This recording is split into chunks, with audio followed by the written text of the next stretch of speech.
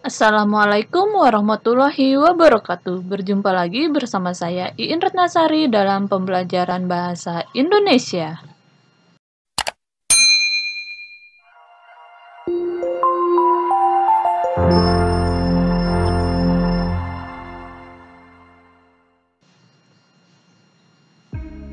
Di materi sebelumnya kalian sudah mengenal ciri umum, tujuan, dan jenis-jenis teks deskripsi.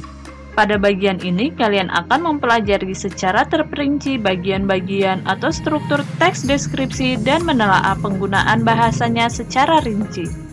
Kegiatan ini sebagai bekal kalian menghasilkan teks deskripsi yang baik.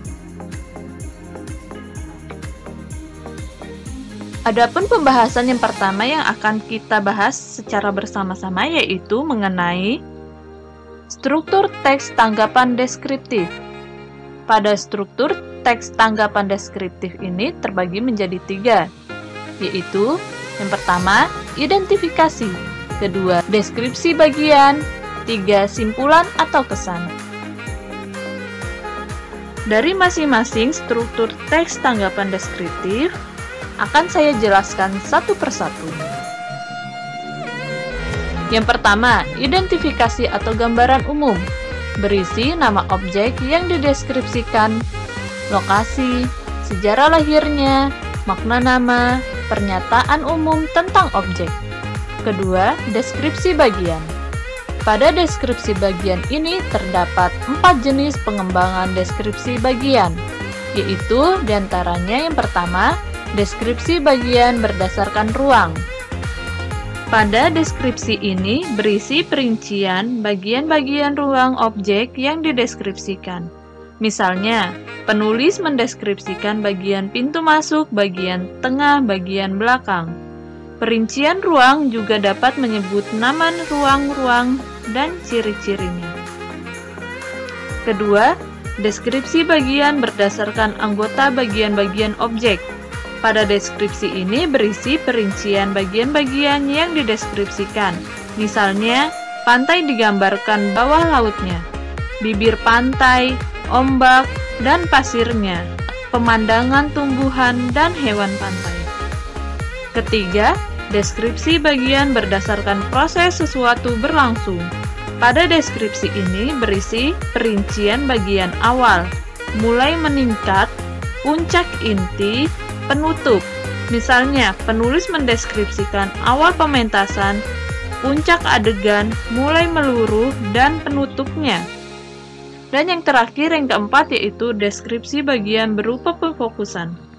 Pada deskripsi ini berisi bagian yang paling disukai dari bagian yang dideskripsikan. Contoh, bagian yang paling saya sukai dari perpustakaan ini adalah ruang bacanya. Desain unik dengan cat merah memberikan kenyamanan yang luar biasa pada pengunjung. Nah, itu tadi merupakan struktur teks tanggapan deskripsi dan jenis pengembangan deskripsi bagian.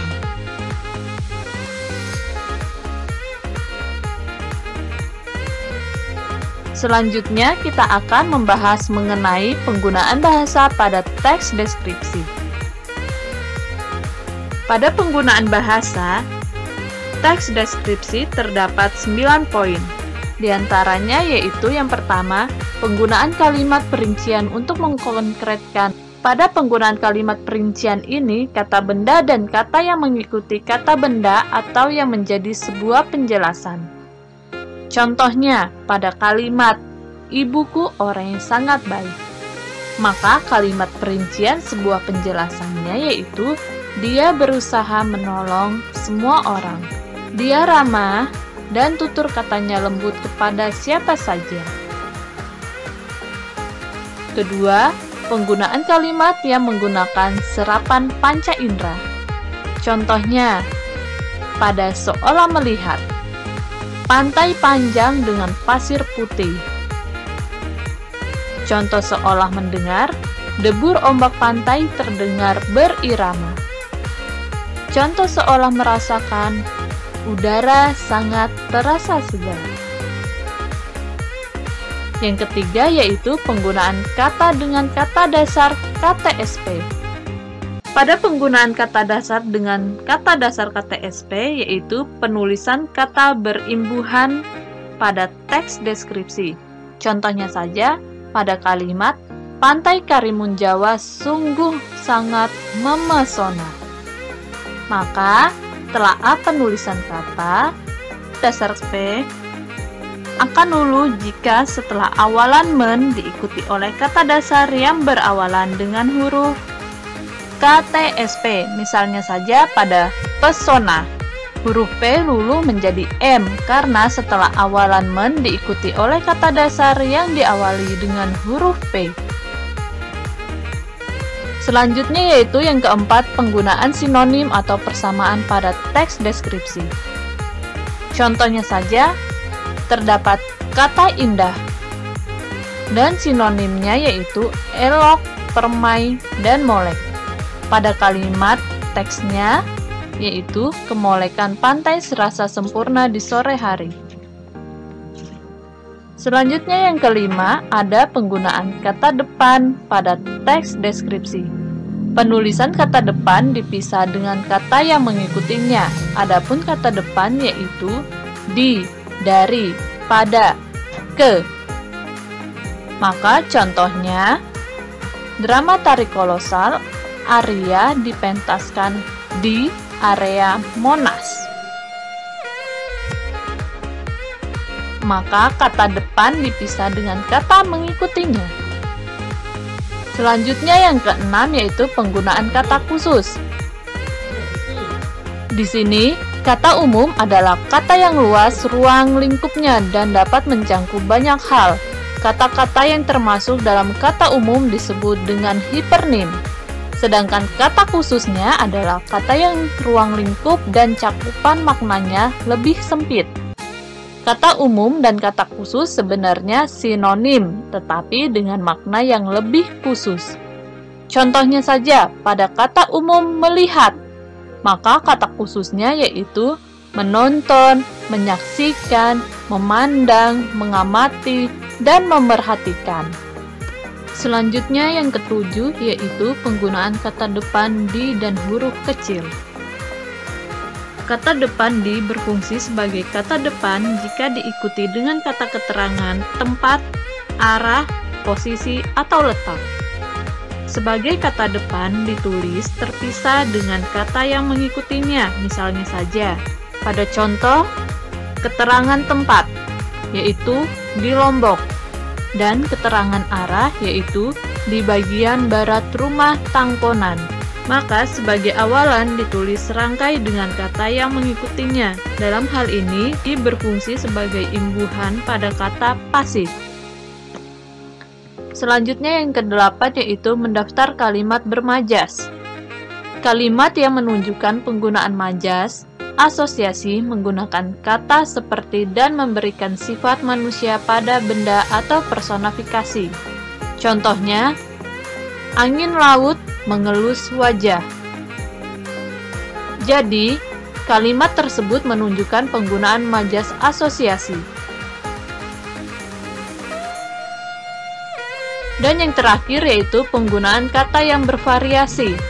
Pada teks deskripsi ini, menggunakan kosakata secara segar dengan variasi kata yang luas. Misalnya saja pada contoh kata, indah, elok, permai, molek. Dan kalimatnya yaitu pantai indah nan permai.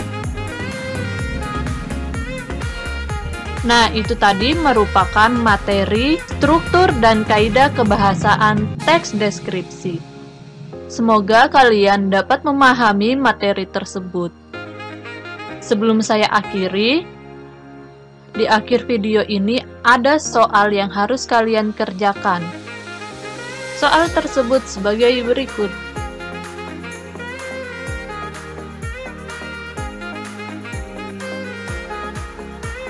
Jadi, pada soal ini kalian harus mengganti dengan kata yang bermakna sama.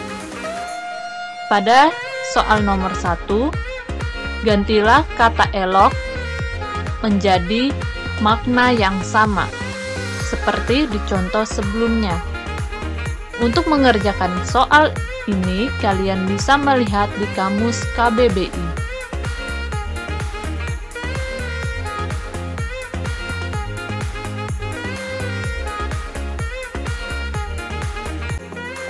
Itu tadi merupakan materi, struktur, dan kaidah kebahasaan teks deskripsi beserta soalnya. Semoga kalian bisa memahami materi tersebut dan semoga kalian bisa mengerjakan soal tersebut. Untuk soal, saya harap kalian bisa mengumpulkannya tepat waktu. Jadi, sampai di sini dulu materi kita hari ini. Semoga kita bisa bertemu di materi berikutnya. Sampai jumpa di materi berikutnya.